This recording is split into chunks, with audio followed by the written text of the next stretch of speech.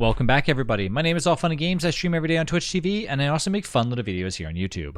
Today, I'm talking about where to get yourself some free stuff from the sky, and that is none other than seeds.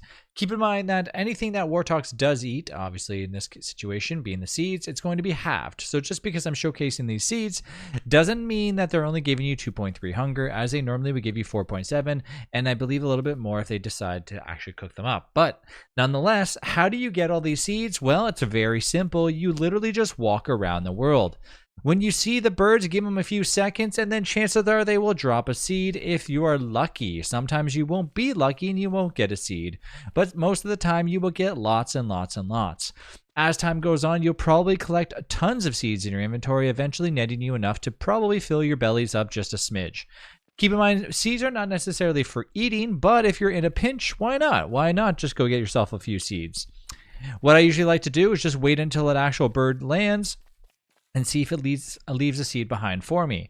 Sometimes if it does, you're ready to go and pick it up. If you leave it too long, the bird will sometimes go ahead and eat it.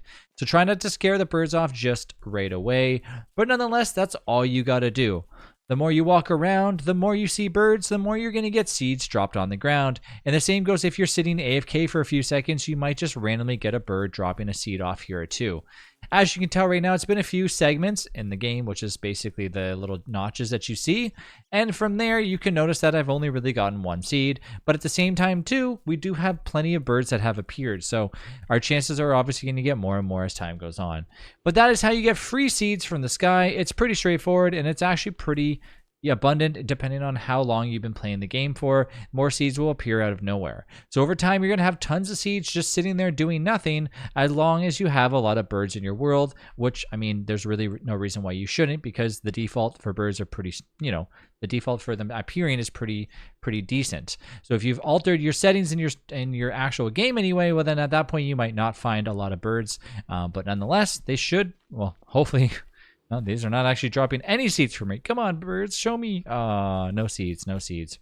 But anyways, yes, they will drop seeds, and then the more you eat them, the better they are, especially if I have a full stack of them. I like to keep my seeds later on for when I start to plant early on in seasons, so you don't have to eat them if you don't want to, because they're not really the best food regardless. So for me, I like to just save them if I want to make a little farm, especially if I'm playing Wormwood. But yeah, that is how you get free things from the sky. Thanks again for watching. And in the next video, I'll showcase all the free food in Don't Starve Together that will appear in basically less than day 3 and just for free around the world.